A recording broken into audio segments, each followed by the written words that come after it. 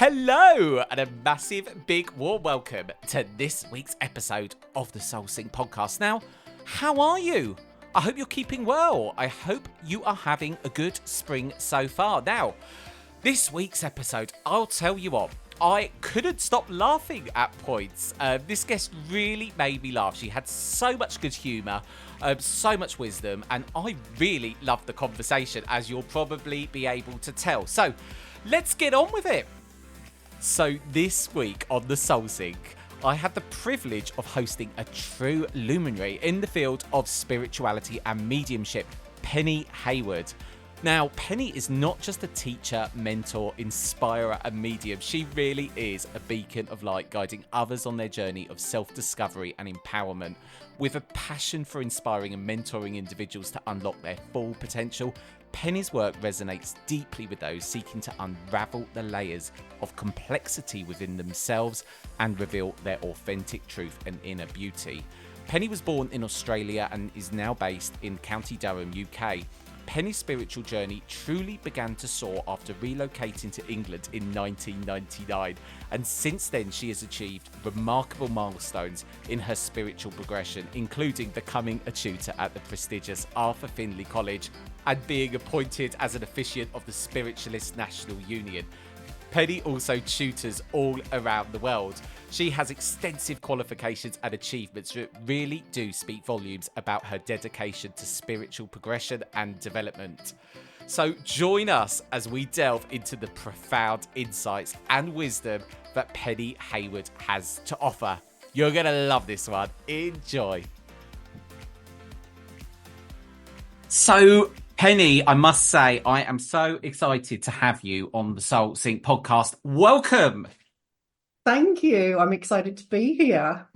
Now, I know we're going to have an action-packed hour because we've got so much we could talk about. But I've just mentioned you in the intro. I've given people a bit of a flavour of Penny Hayward. But tell us a bit about you, your spiritual journey, any kind of standout moments that have happened over the years, so we can get to know you a bit better. What we love at the Soul Sync, I will say, Penny, is hearing about kind of pivotal moments in people's lives that kind of propelled their mediumship or spirituality. Wow, it's always hard to know where to start because when you reflect back, you realize you've had so many extraordinary experiences in your life. And I have done a bit of reflecting lately. When I was a child, I used to talk to someone out the window. My dad used to catch me in the middle of the night. I never knew until he wrote a birthday message when I turned 50, and he said he used to listen to me talking to someone as I gazed out at the stars. So obviously there was something there from a very young age. But to me it was normal, so I didn't really see myself as being any different to anybody else. I did have experiences of perhaps astral traveling and feeling like I'm flying and having an awareness that there was someone else in the room, but I couldn't see them. I knew it was a man, and it always was at night. And, as a child, you come up with these little games like, you have to run and jump onto your bed, otherwise they're going to catch your ankles. And I wouldn't say that I was in like a deep fear, but I was just like, there's someone there. And so when you look back, you realize I obviously had a sensitivity to the spirit world, but I didn't know what it was. I also can remember looking in the mirror and seeing my face change and seeing someone else's face looking back at me. So that got me thinking, well, who am I? And I always sort of looking out at the stars, I'd be wondering, like, what's life about? What's out there? I wish I was up in the stars, all those sorts of things. So I guess I've been a natural philosopher, a natural inquirer of what's life about and where am I going and what does it all mean. So that got sort of accelerated into my 20s. I did have a near-death experience and a pretty shocking accident that I was emphatically told by the police and emergency services I shouldn't have walked away from. And I did have quite a profound experience during that accident. And everything sort of culminated to a point when I heard a voice say I needed to move to England. And it came with this feeling of, and I've told this story quite a few times, so I don't want to bore everybody who's Oh, heard it before. I've never heard it. We haven't heard it. We want to hear it all, Penny. But it was at a time in my life when I was sort of like, what's life about? What am I here for? Oh, and I woke up one day with this sort of almost bolt up and this voice saying, move to England. And I didn't really question it. So, which was a miracle probably in itself. And then I remembered my grandmother was born here and I could apply for an ancestry visa. Never occurred to me to do it before, went through the process. It was pretty much when internet cafes were only just starting. So it was like hand filling in lots of forms and getting all the documents and things. And I got to the end of it all and it was, oh, it's going to take 6 months and you have to apply before you turn 28. And I panicked because, and I looked at the date and it was literally 6 months before my 28th birthday. Wow. By the time I finished filling in these forms. So you think about the timing of all of that and that sort of like move to England. And it wasn't like an angry thing or anything. It was just like, yeah, I better. What the fact that you had that, what did you think that voice was? Did you have any? No, I couldn't. It came with this feeling of almost like being moved or compelled to act, but not in a unsettling way, just in a don't question it kind of way. I don't know how to really explain it, but I did, is all I can say. And when you look at how the timing of that and that it never occurred to me before, even though I knew my cousin had done it. So anyway, I sort of thought, oh, probably won't get it.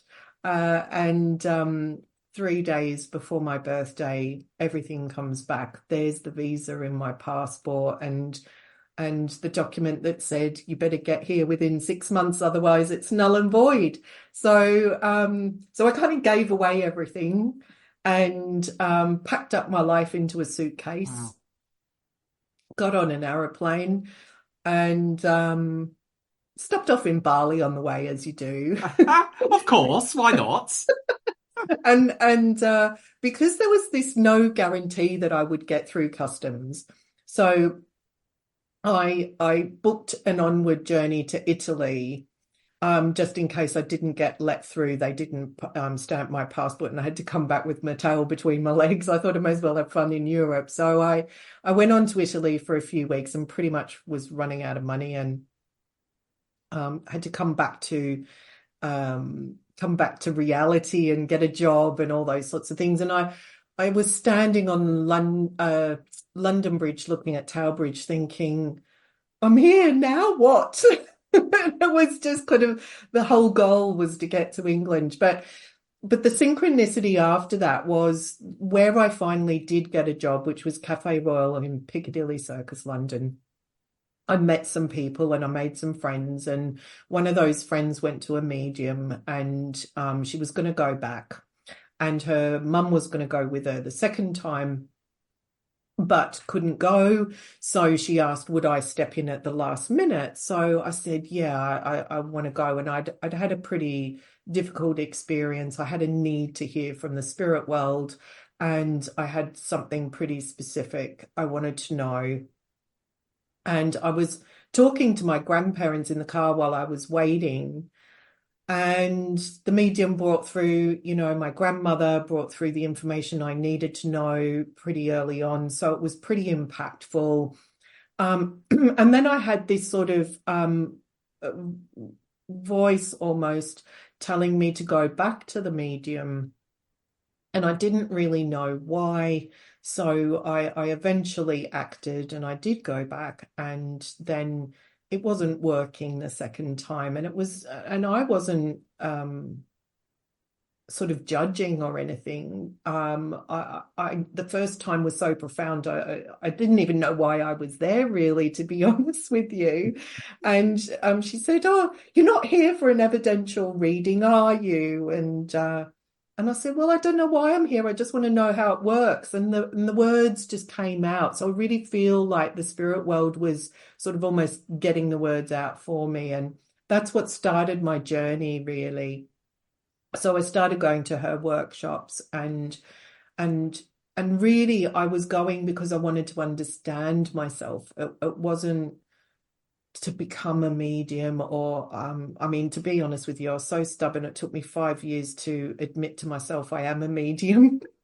Well, that makes me feel a bit better, Penny, because I think it's taken me a very long time and I still doubt it. So, Yeah. so you was how old then when you had this experience with this medium where you suddenly thought, right, okay, I'm going to start, going on this Yeah. journey? Look, I would say I was maybe 32. So it sort of started slow. I was like dipping my toe in. She ran workshops once a month type thing. So I was adamant I was only going to go to her workshops. That's all I needed, all I wanted. And then, something like sort of built up, and I'd sort of start looking at all the other things on the notice board, and I went outside that comfort zone. I started going to other workshops, and the next thing I knew, I was doing 2 development groups a week. I was going to a home circle every week, and I was going to weekend workshops pretty much every other weekend. And then I started going to the college, the Arthur Findlay College, and pretty much anywhere I could go and learn something. So I was working full time, but somehow I don't know, I just don't know how I did it all, but I did. Um, and I can remember feeling like the odd one out at first, because everybody would be like, "Oh, I've been developing for all these years, and I just want to help people, and I just want to be a medium," and it would get to me, and I'd be like, "I'm just here for me," you know. And I really was. I just things as I you know what it's like when you develop your mediumship. It's you practice on each other, and people pick up things about your life experience or bring through evidence, or whatever it might be, and it unpacks something in your life that you thought you dealt with and hadn't, or that you'd forgotten about, and then you've got this emotional work to do on yourself, and you know what that's like, right? And Well, I do because even myself, when I've been in my experiences of going to that college, people sometimes will say something in passing, and there is nothing like being surrounded by 20, 30 mediums. They'll mm, say something and it will just really hit you at mm, times, and they don't realize the impact they've had. And then you go back to the room thinking, did they see that in me? Did they read that? Or, yeah, how's that happen? And it's made me realize the last time I went to the college, I really struggled because it suddenly brought out mm, a whole load of stuff that I thought I'd dealt with, which I hadn't. mm, So I feel just to make people feel better, I'll give the story very briefly. I'm in a relationship, but then I realised that I still had loads of trauma from past relationships, and then I just couldn't clear right, my mind. So mm, I can relate to you there. yeah, So you go on this absolutely throw yourself in on the deep end route, which I love because that's the way I've done it. I can sympathise when you said you were working full time. mm, And how did it kind of go? How did it kind of build from there over the years? Because mm. where you are now is just incredible. Teaching all over the Oh, world, mm. tutoring. Your schedule. I can't imagine how busy it is. Tell us about some Yeah, pinnacle moments over the course of your from where you left yeah. off to where you are now. I would say that I never saw myself where I am today. If you asked me 20 years ago, or said, well, people did pretty much say to me, you're going to go on and do these things, and I was like, no. And something I noticed is, if the spirit world want you to be somewhere, they pretty much keep nudging you until they get you there. And there's been some pretty defining moments along my journey where I certainly was on the brink of giving up, walking away, going through some pretty difficult times, and I test the spirit world, because I wasn't putting myself in. Yes, I went through the motions to be where I am. I had to, but for example, I would put the spirit world to the test and sort of say, well, if you lot expect me to be there or do that, I mean, even in working in the churches, I was adamant I wasn't going to be a platform medium. No way. And I kept getting told I'd work on the platform, and I'm like, listen, if you lot really think I'm going to do that, make it happen. And I got a phone call from a spiritualist church 3 days later asking for me to do the platform. And I'm like, okay. And it just kept going from there. And then in terms of teaching, I was reluctant at admitting I was a medium anyway. I told you that 5 years it took me to go, okay, I must be a medium. And look, and then I'd sort of go through these phases where everybody would come up to me and say, you'll be teaching. And it was like every reading I had, everything I did, every practice, it would be like, you're going to be teaching. And I'd be like, no, I'm not.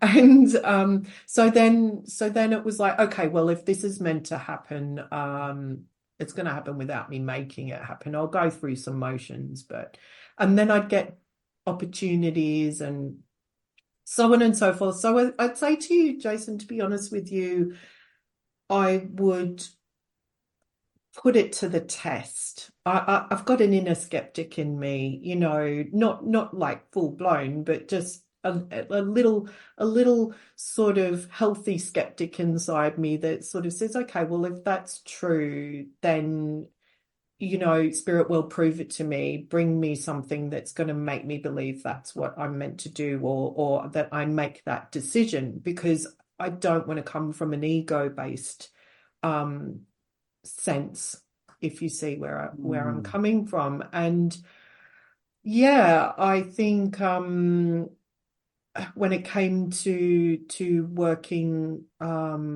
in some of the international organizations, it's as though there've been times where there's been blockages or the gates closed, and then I think, okay, well, it's not meant to be. It's I'll just carry on doing what I'm doing, and then it's like the gate opens and a flow happens. So despite any challenges, I've always been of the philosophy, if it's meant to be, it'll happen. So I've never really forced it. And there's certainly, those, you can see that metaphor as gate closed or door slamming in your face, whatever you want to call it, as obstructions from outer forces. And I've just trusted, well, if it's meant to be, the door will open. And it has. So I think as well, it's a really interesting time at the moment, because there's all these opportunities that are coming up. And for example, another example is quite a few years ago, I was putting the thought out. I'm really big into manifesting and intention. Oh, I am as well. Do you know what? We'll come on to that in a moment, actually, because, carry on. Yeah. So one of them was, I would love to work with scientists and researchers. I'd love to be put to the test, like, wire me up, because I read a lot of books, and I still read a lot of books, and how the sort of our pioneers were put to the test. I mean, rigorously, beyond measure, really. And I sort of thought, well, if I'm a medium, then I'm willing to be tested. But and so there didn't seem to be that bridge really in science and spiritualism. It seemed like, Hanan Swaffer and Maurice Barbanel and Arthur Findlay were sort of our last pioneers of doing that research, bridging that gap between science and spiritualism and putting things to the test. And so I thought I really want to be a part of that and see where that can go. So next thing I know, I started getting involved into and looking into consciousness, but I was also like, I had this feeling I had to understand quantum physics. So when I couldn't sleep at night, I'd listen to these like quantum physics lectures. And I'm like, yeah, that makes sense as a medium that would happen because, so I was sort of thinking about it in terms from the medium looking towards the physics. And I'm like, quantum physics has to have something to do with how we communicate as mediums and through consciousness. So that amplified my sort of like, I want to work with scientists and researchers. And when I got asked to do some sessions for the Arthur Findlay College, there were, part of it was like do something different. So I thought consciousness, and I brought in a physicist to give his perspective on quantum physics and then, of course, I've got a science week, so where I bring in researchers, and I'm making more and more inroads into that, collaborating with researchers and sciencey type people. So it's been slow, but it's happening. It sounds like you're getting all these dots that you're connecting up as well with, and it's kind of like that when you suddenly see something, you go, oh, that makes sense. Yeah. Is there kind of been anything in the scientific quantum physics world that's kind of played into consciousness, or things that you've kind of learnings or things that you've come across by connecting dots, which were pretty profound for you throughout what you've been doing? It's consciousness is really hard to test and define, and anybody looking into the consciousness area, there's a pretty competitive attitude out there at the moment with researchers and people who are interested in exploring consciousness, and how do you really measure that? So we can do brainwave measures, but the human brain is just a computer system that processes physical and non-physical information. So as a medium, I would say to you, well, our consciousness is not of the brain. Our consciousness is a non-physical aspect of us. And it's our awareness through consciousness that allows us to be aware of the unseen world, so the spirit world, and or even psychic influences and energies and so forth. So it's through our non-physical self. So I talk about the fact that we are a soul, a spirit, and a consciousness or mind, for want of better words, but I prefer consciousness. So those three elements, energetic elements of us, are as greater sum total than the physical, and the physical is only temporary. So those three non-physical aspects of us survive physical death. Wow, kaboom. So,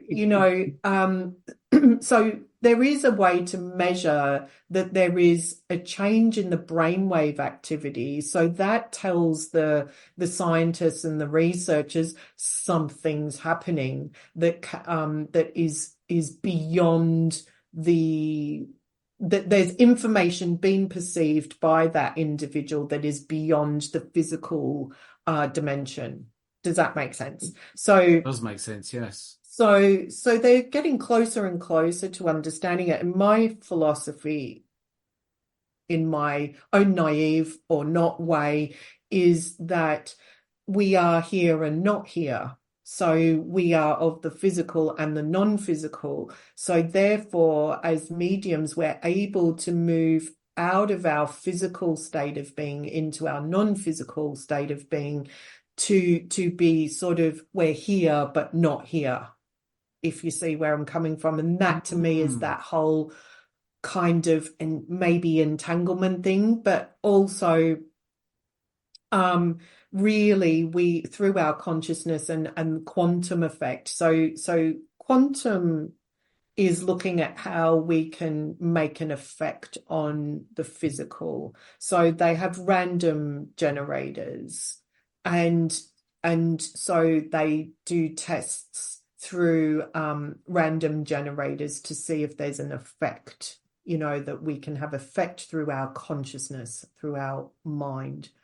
So again, that's having a physical effect on something through our will, if you like, right? So that's coming at it from a more sciencey side of things rather than a mediumistic side of things, but it links to intention for me. So given we both are into intentions. Oh, yeah, yes. Tell me, I've only just done on this podcast a 28-day challenge on the law of attraction, following a book called The Magic. So people are probably thinking, yes, I've got someone else to talk about it other than me. Tell us about intention then. What does that mean to you? Well, it works in lots of different ways, and the best way to get a result is to be relatively specific, but not so specific that you're restricting or putting so many parameters around it the universe can't provide. So, for example, and also we want to be clear in our language as well, because a lot of people go wrong because they make it like a wish list, like, well, I want the perfect man and he's got to be so tall and he's got to have so much money, all the, and it's like, no one's perfect, so you're wrong on that one. Yes. But it's also about looking at it from a not like trying not to be too in the human about it. And what I mean by that is, for example, or too ego based. So I would say ego is of the human nature, right? So I've manifested things for myself I really couldn't believe possible, like owning my own property. And so the language I used was, I own my own home. Like an affirmation as well. Well, it's a play on words, isn't it? Right. So affirmation, intention, manifestation all pretty much mean the same thing. And but it is, I own my own home. Now, it doesn't say where it is. It doesn't say how big it is. It doesn't say what your neighbors are like. It doesn't say anything like that. But there came this weird Yeah, anyone listening to this wondering why we're just bursting out laughing, it's because Penny's getting more theatrical and I'm loving it. So there came this weird effect during lockdown. I'd lost all my work, as you can imagine, because physical places were closing and you couldn't travel and all this sort of stuff, and there was some personal things going on, so I was up all night talking to Australia because my mum was going through difficulties. Anyway, beside the point. So I didn't really work for 6 months and I didn't have an income, but there was this weird sort of set of circumstances, and the rent was going up in the property I was living in because people were moving out of London into the surrounding areas that were a commute distance away. So it drove the rent up, and I'm like, I can't afford to live here anymore. And so I was like, right, I set myself down. I went, right, there has to be opportunity in this chaos. And so I decided to talk to a mortgage lender that dealt with people that were like me, self-employed, random income and all this. Anyway, as it transpired, he said, oh, Penny, I've got great news. I can get you a mortgage. I'm like, yay. And of course, at my age and on my measly income. And anyway, so I'm like, yay, what is it? Well, I mean, it wasn't, you couldn't have gotten a garage. You couldn't have gotten a garage for your car in London or in Greater London or well, anywhere south of Manchester. In fact, you probably couldn't have gotten a garage north of Manchester for that money. So I thought, right, I'm not tied to anyone or anything. So I just searched the whole length, breadth of the country, Wales, Scotland. I was just like, I have to find something. And I did. I found it in the northeast, as you said in the intro. I'm in County Durham. So and I just have some very interesting neighbours. Yeah. When you go to want to manifest something, is it just you? Because when I do it, I feel that I have to keep feeling myself with it, putting this out, for me, it's all about the feeling. It sounds to me like your process is much more simpler, straightforward, and very instant. When you want to manifest something, what do you actually do then? Is it just you say it and then that's it done? Or Well, sometimes it does. So for example, like I've got a PayPal account, for example, and so I might sort of need to transfer that money across to pay some bills out of my, you know, bank account. And I'll think, oh, I could really do with a bit more of a top up in there. And it will be just like that. Oh, I could do with a top up in there.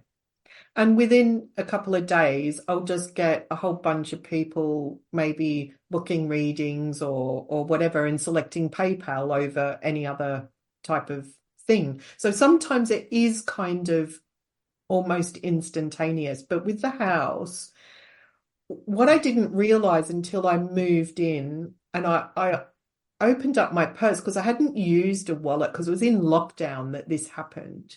And I hadn't used my purse for a long time because, of course, all we ever did was use our card and tap it everywhere we went, you know. yeah. So I'd moved into this house, and I was looking through my purse and I saw this tiny little piece of paper stuffed right in the corner of the purse. And I was like, oh, what's that? And I opened it up and it says, I own my own home. Oh, how funny. I love it when things like that happen. And I was just like, I do own my own home. So I it was sort of a little bit in the making. Like it took a few years. But every year I set intentions at the winter solstice because that's new energy. To me, that's the new year. And that's so the winter solstice is the shortest, well, it's shortest day, longest night, isn't it? It's equal. And so I always write my intentions for the year ahead. And so I've done things like to be a better person because you want to be a better person every day. You know, you want to be a better version of yourself, don't you? You know, you want to evolve and grow and but that also means there's probably going to be, depending on where you are in life's journey, you might have to open up an old wound and do some healing.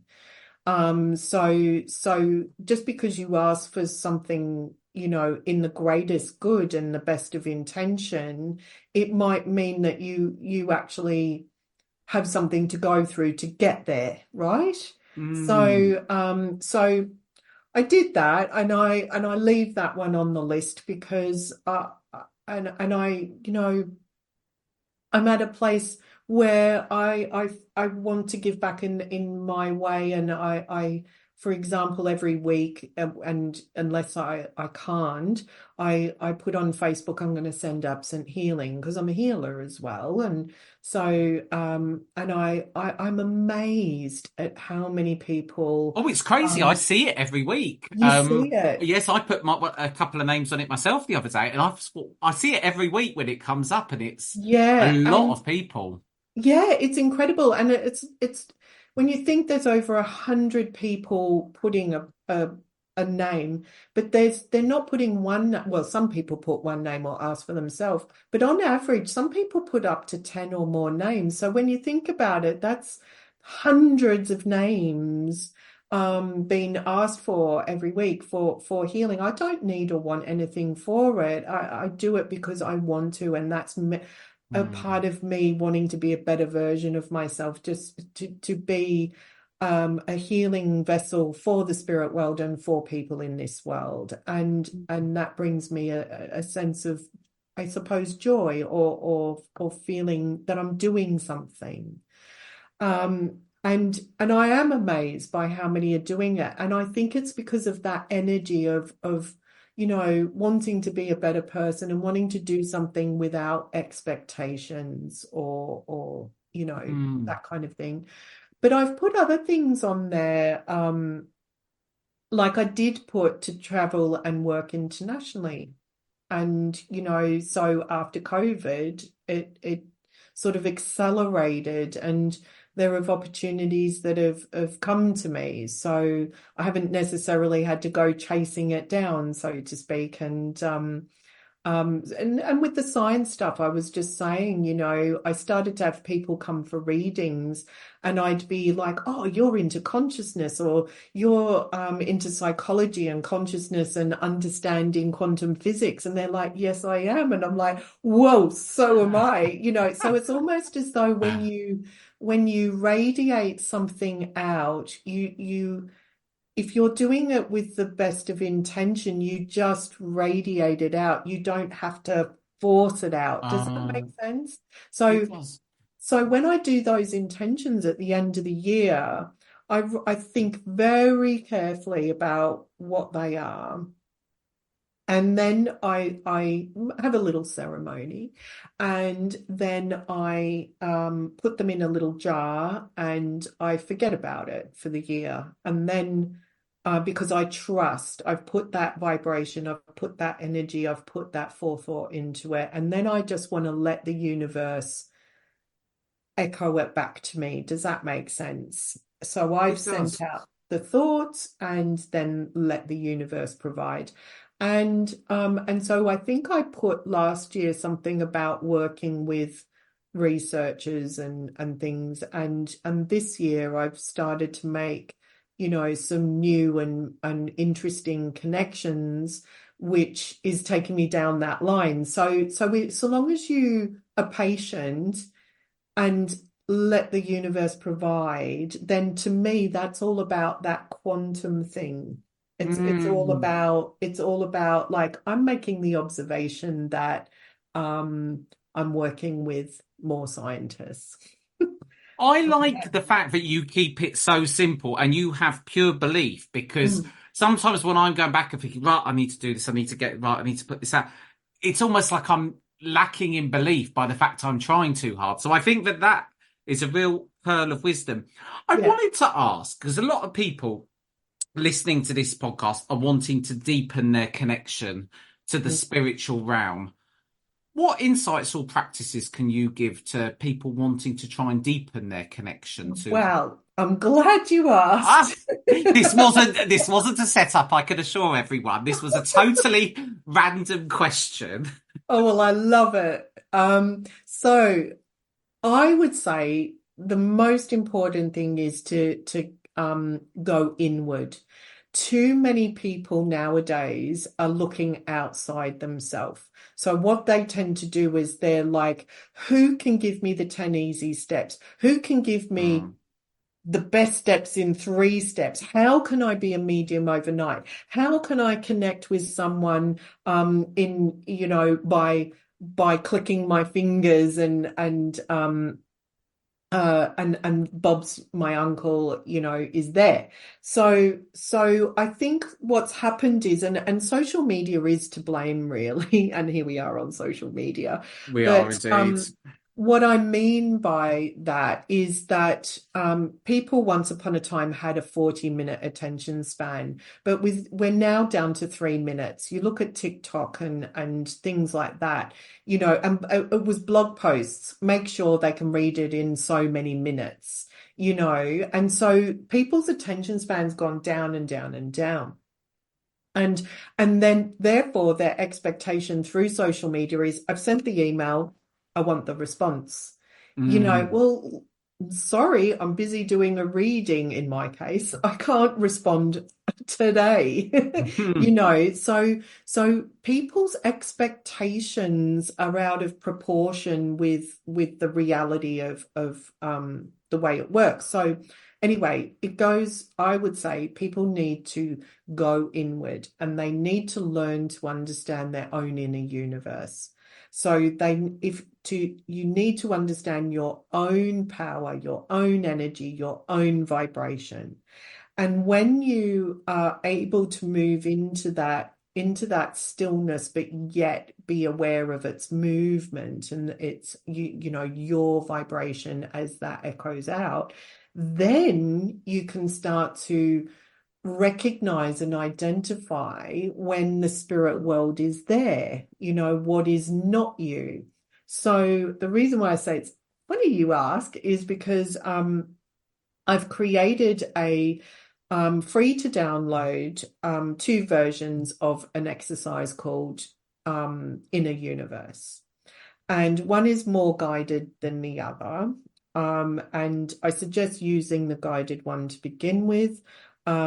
And I've collaborated with Luca Biotti, who is from the Monroe Institute, Italy, and he's an engineer and he's worked in binaural beats and things. So if you do use it, if you do download it, it's perfectly safe.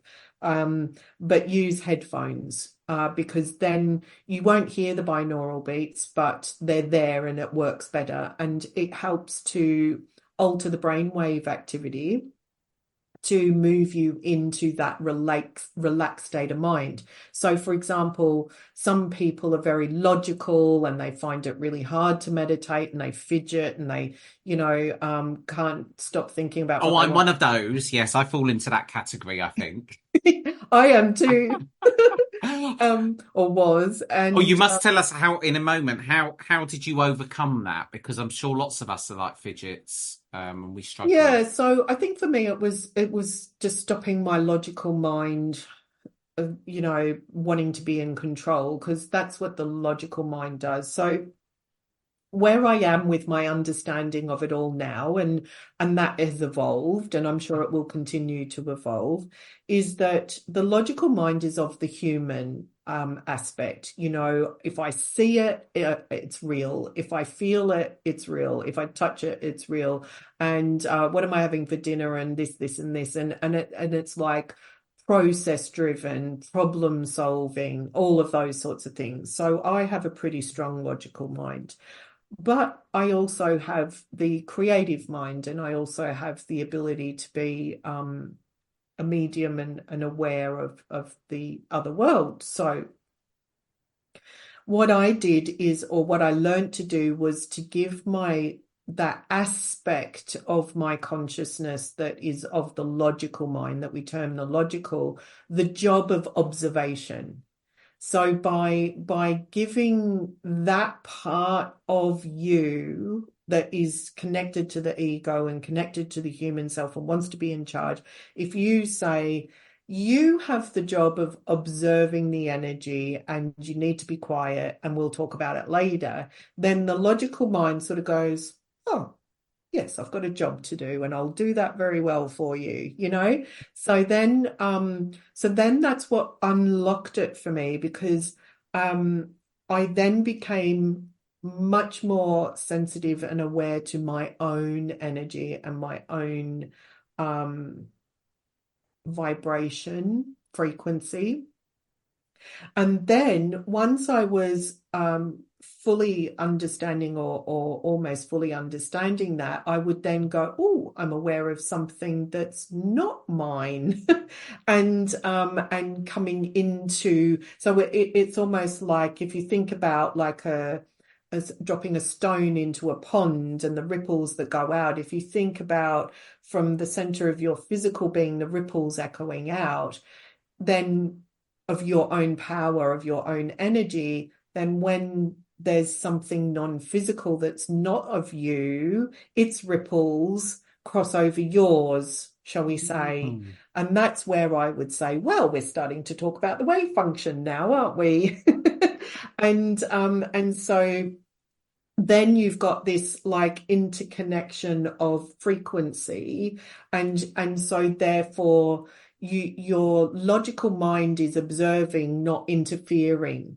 And so then that aspect of your consciousness that deals with the non-physical can kind of be at play. Oh, oh, I know you're a man, and I know this, and I feel that, and so it flows from there. So I don't know that everybody's capable or able to get that, because maybe some people are only going to be able to have the sensitivity at a level of having a spontaneous experience when someone very close to them passes. So I think it's understanding what are your capabilities and what are your limitations. And that's an important thing to understand, so that you're not How does one go about finding that out in a subject so, I guess I would say complicated, because I think mediumship, although the more I learn about it, it should really be quite simple, because it's just the essence of you sitting down. But actually it is hard. And I actually think it's getting harder and harder and harder because of this digital world we live in, and the fact that there's just so much resource. You know, there's a friend of mine who's doing really well actually at developing, and she's just bought one book with one exercise and done that every day, and she's advancing so well. And it just goes to show, you just have to look behind me at the growing collection of books, Penny, and I think that says it all. I really like the way that you describe the process you go through, these ripples and echoes. It does make a lot of sense. How? Because you obviously come across students every single course you do, and there's so many people that are coming to sort of learn from you. How do people work out if they've got a gift for this, or not a gift, but how do people know their limitations and what their how do they come to know that? So I think I'm glad you said not gift, because yes, I've got to think about that. I have to be very honestly, when I do these podcasts in the evening, I have to, which is very unlike that, I have to be very careful in my words, and I do a lot of backtracking for exactly this reason. No problem. No, look, to me, it's not a gift; it's an ability,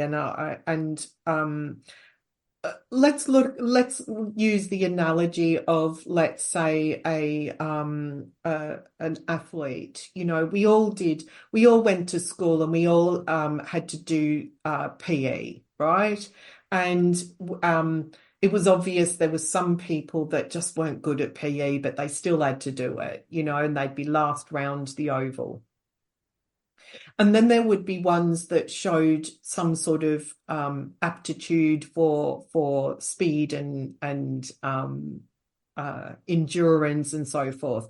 And so then they may go on to be represent the school at inter-school sports, but then they'll go on. Some will drop away, and some will go on to represent their state in or county or whatever it is, and then country, and then we're talking Olympics, right?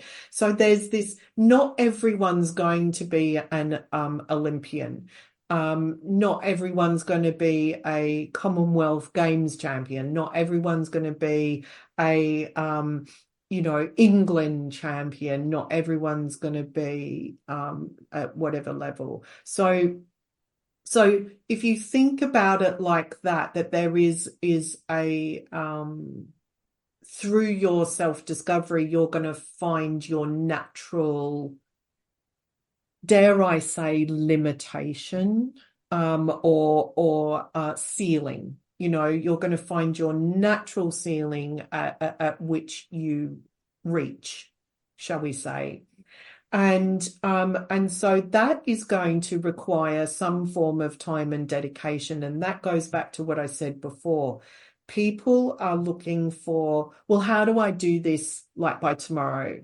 And it's like I've seen people do like weekend workshops, and it's almost like they've got their cards printed by the end of the weekend or something, you know. So now, maybe for some people, they do progress quicker than others. And your perception of your friend is that she is progressing exponentially. And, you know, it's almost like in your words, you feel left behind, right? But I think the most important thing we in all of this is we don't compare ourselves. I've come to realize that. Yeah. Because your abilities and your aptitude is going to be different to hers. So just because she seems to be excelling in a way that you may admire and don't necessarily feel you possess to her level, but you do possess, then, you know, rather than going, I want to be like her and how come I'm not like her, you want to be going, okay, well, I'm going to keep going and see where this is going to take me and where my aptitude is. So, you know, my experience of you so far is you have this wonderful ability to get a sense of somebody, you know, listening to that introduction that you've done of me, you know, you've got a way of explaining who I am and what I'm about without sort of knowing me deeply as a person. Does that make sense? So it does, but in a way, I wasn't thinking about that. Huh? In a way, I wasn't thinking about that, but you're right. Yes, and that's a good thing because you was probably working, or you would have been working with your sensitivity and your inspiration.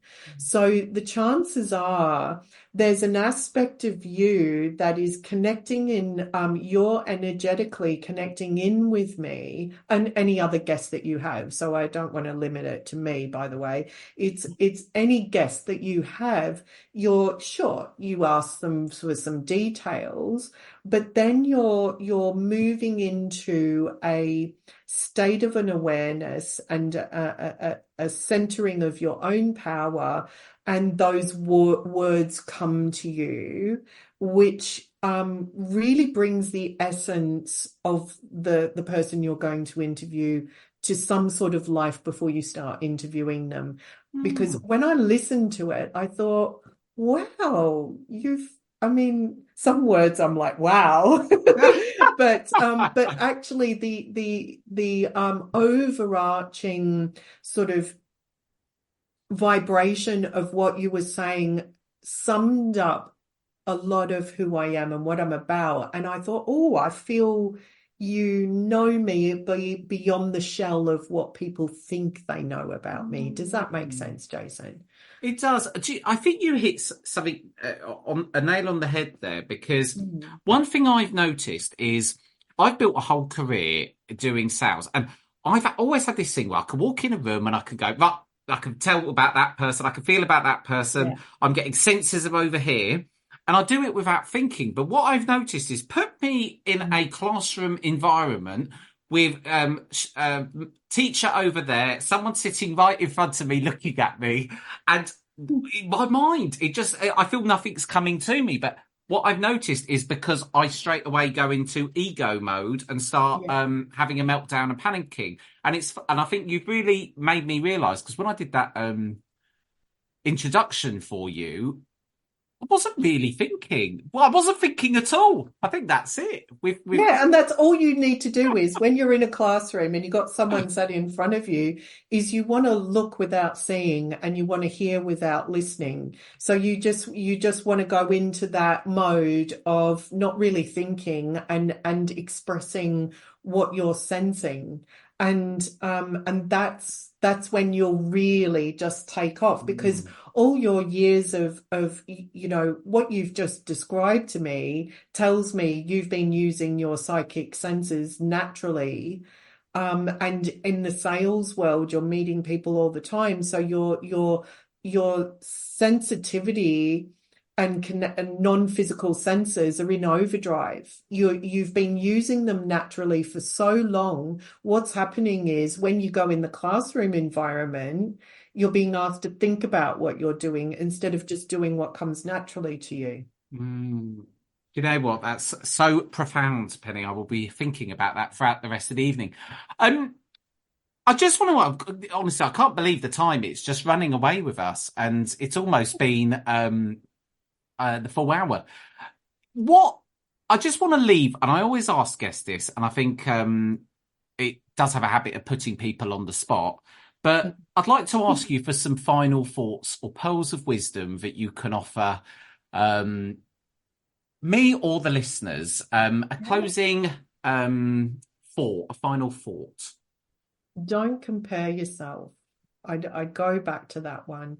I would say be on your journey, walk your path. Don't be worried about what somebody else is doing or whether they like you or not, or what their opinion is, and so on and so forth. What you need to do is walk your path with a sense of seeking your truth and with your integrity, and what are your intentions, and this is life, let alone your mediumistic path. For example, my intention is to be the best that I can be in that given moment, and to improve from every situation I experience. I'm not perfect, but tell me who is. And by constantly walking in your truth, and not being sidetracked or derailed by other people is an extremely hard thing to do in life, but it's incredibly rewarding if you can. So it's not that you want to bury your head in the sand, and it's not that you want to do any of that, but you want to, be your own best critic, be your own, as in be honest with yourself. So that would be my second most important pearl of wisdom. Be honest with yourself. And that is something that people find incredibly difficult to do, because when you're honest with yourself, you have to admit your faults, when you're wrong, when you haven't done as well as you could have. Not to tear yourself down, not to go into that broken record of mum told me I would never be any good kind of thing, but to well, what did I learn? How can I do better next time? And what did I do well?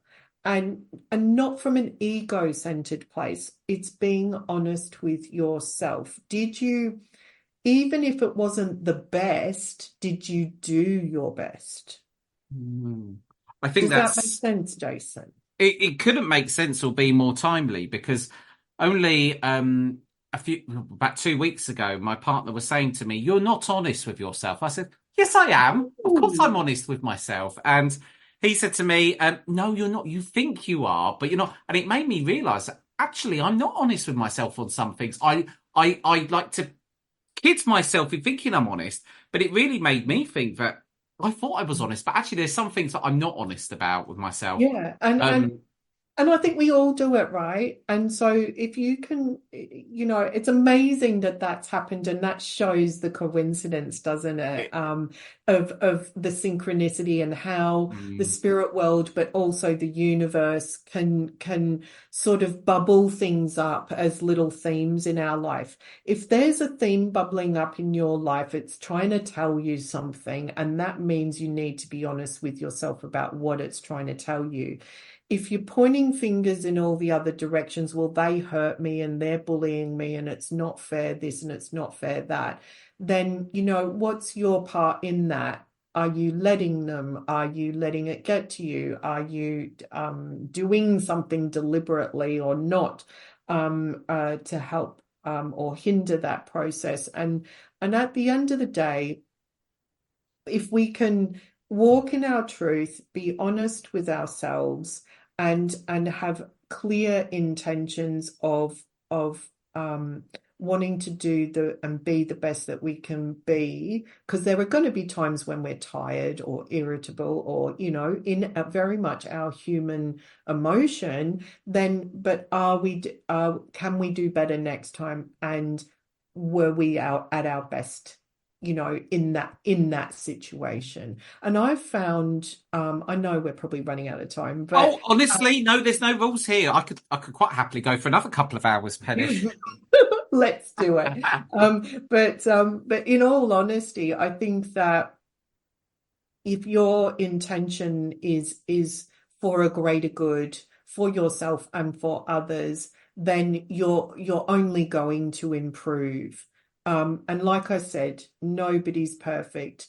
But I read something recently that said, when we die, we whatever is in our heart or the heart of our soul at that time is where we go to in the spirit world. And I thought, oh, that's a lovely analogy there. And that really sums it up, because everything is frequency. And if we're radiating the best that we can be, yeah, sure, there's always room for improvement in various aspects. But if we're being the best that we can be and we're willing to be honest with ourselves, then we can only evolve and we can only grow. And my, people talk about, well, when you go to the spirit world, you're going to have your life review. Well, I'm reviewing my life every day. Yes. Yes.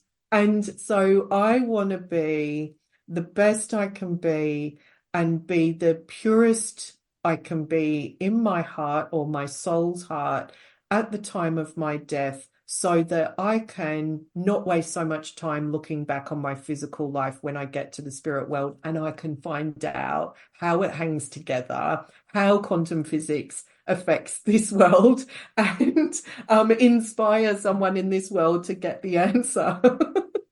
Honestly, this has been the most fascinating conversation. We've discussed everything from quantum effect to manifesting to deepening connection. We couldn't have got more into the hour if we tried. Penny, thank you so much for coming on. Thank you for having me. I really enjoyed it. I'm almost disappointed the hour's over. Well, don't worry. We may be trying to persuade you to come back on. Just to let people know as well, I know Penny mentioned a couple of downloads that she's got out very kindly, that you've created those for the world. I will put the links for those in the show notes, just to let everybody know, because thank you. Yes, thank you so much, Penny. Well, there we go for another week's edition of the Soul Sync podcast. I absolutely loved that conversation with Penny. And do you know what? I had so much fun. I'm going to try and persuade Penny to come back on to delve into different aspects of mediumship as well, because she's such a great teacher. So a big thank you for joining me this week on the Soul Sync. If you want to stay in the loop with the podcast, it's really easy. Simply hit the follow show button wherever you listen to your favourite podcasts. If you want to get involved in the conversation, do check out my Facebook page. The where to go is just in the show notes.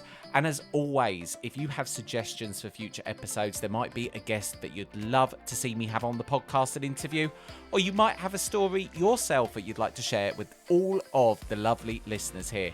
So just email me. My email address, again, is in the show notes. It's hello@jasonpaulmedium.com.